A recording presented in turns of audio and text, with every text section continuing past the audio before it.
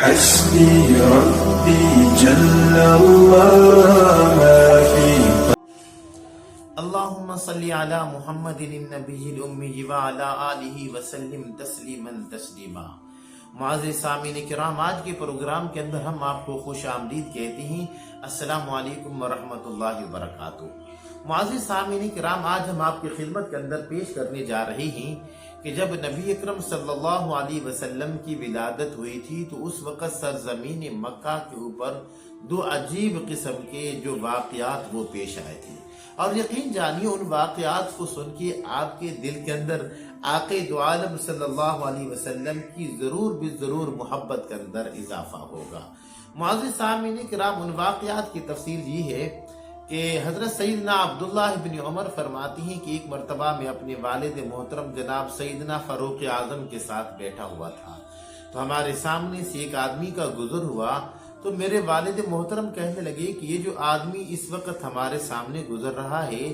یا تو یہ آج کل یہ کاہن ہے، یا یہ ہے کہ گزرے وقت کے اندر یہ کاہن رہا ہے، اور اس کو میرے پاس بلاؤ۔ چنانچہ معزز سامعین کرام، اس آدمی کو جب بلایا گیا اور سیدنا فاروق اعظم نے اس سے جب پوچھا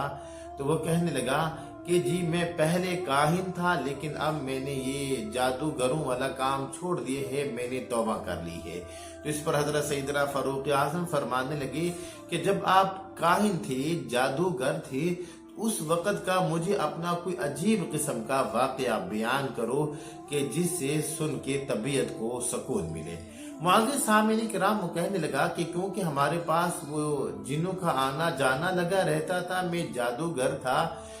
تو ایک مرتبہ ایک جن آیا جو کہ اپنی جماعت کا، اپنے قبیلے کا بہت بڑا سردار تھا، اور وہ بڑا پریشان تھا۔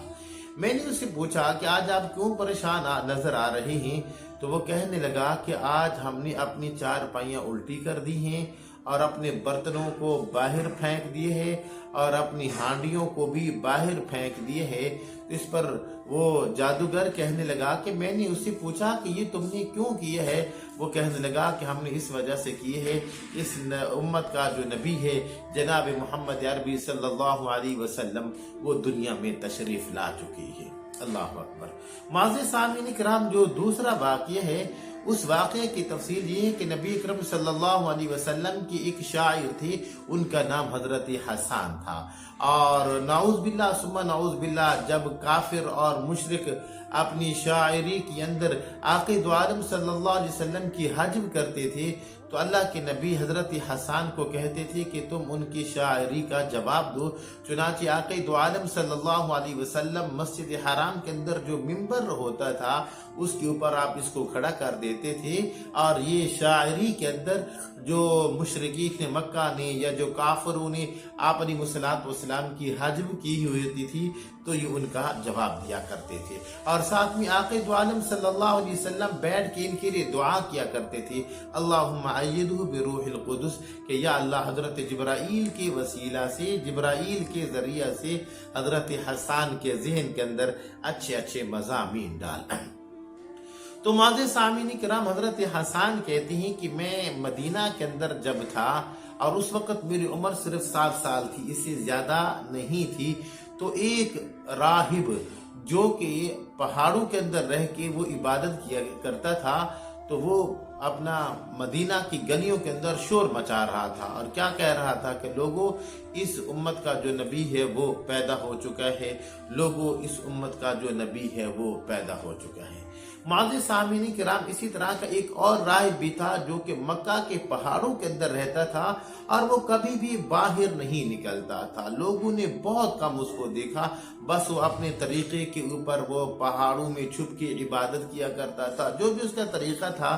تو ایک مرتبہ وہ مکہ کی گلیوں کے اندر گندے بال لے کے اور گندے کپڑے لے کے وہ مکہ کی گلیوں کے اندر دیوانہ وار بھاگ رہا تھا، اور ہر آدمی سے پوچھ رہا تھا کہ مجھے یہ بتاؤ کہ آج اس رات کے اندر کسی کے گھر میں بچے کی پیدائش ہوئی ہے؟ تو لوگ اس کو کہتے کہ جی، جو مکہ کے سردار ہیں جناب عبد المطلب، جو بیت اللہ کے مجاور ہیں جناب عبد المطلب، ان کے گھر کے اندر آج ایک بچہ پیدا ہوا ہے۔ معزز سامعین کرام، یہ جو راہب تھا یہ بھاگتا ہوا जनाब अब्दुल मुत्तलिब के दरवाजे पर पहुंचा। और खुदा का करना ऐसा कि उस वक्त सरदार मक्का जनाब अब्दुल मुत्तलिब अपने घर के दरवाजे के ऊपर खड़े थे। तो जब उन्होंने उस राहिब को देखा तो बड़ी हैरान हुए और कहने लगे कि भाई तू तो कभी बाहर नहीं निकला था और आज तू बाहर कैसे निकल आया है? तो वो कहने लगा है सरदार मक्का मेरे साथ ज्यादा बातें ना कीजिए, बस आप मुझे ये बताएं कि आज रात आपके घर में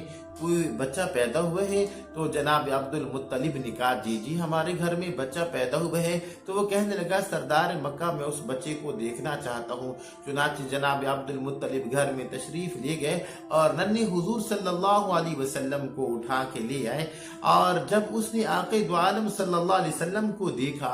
तो वो राह वहीं पे बेहोश होके गिर गया। मुअज़्ज़िज़ सामीन किराम, जब थोड़ी देर के बाद उसको होश आया तो वो शोर मचा रहा था और कह रहा था ऊंची आवाज के अंदर, या अय्युहन्नास, ऐ लोगो, आज के बाद से बनी इसराइल के अंदर से हमेशा हमेशा के लिए जो नबूवत का एक सिलसिला चला आ रहा था वो ख़त्म हो चुका है और इस उम्मत के जो नबी हैं जनाब मोहम्मद अरबी सल्लल्लाहु अलैहि वसल्लम वो दुनिया में तशरीफ ला चुके हैं। अल्लाह अकबर। मुअज़्ज़िज़ सामीन किराम, अब आप अंदाजा कर लीजिए कि खालिक़े कायनात ने मोहम्मद अरबी सल्लल्लाहु अलैहि वसल्लम को क्या मकाम और क्या रुतबा अता फरमाया था और हमारे नबी की जो शान थी वो क्या ही अल्लाह ने मुनफरिद बनाई थी। हालांकि खालिक़े कायनात ने 1,24,000 कमोबेश अंबिया का सिलसिला चलाया है, लेकिन किसी भी पैगंबर के लिए अल्लाह ने इतना इहतमाम और इतना इस्तिक़बाल नहीं किया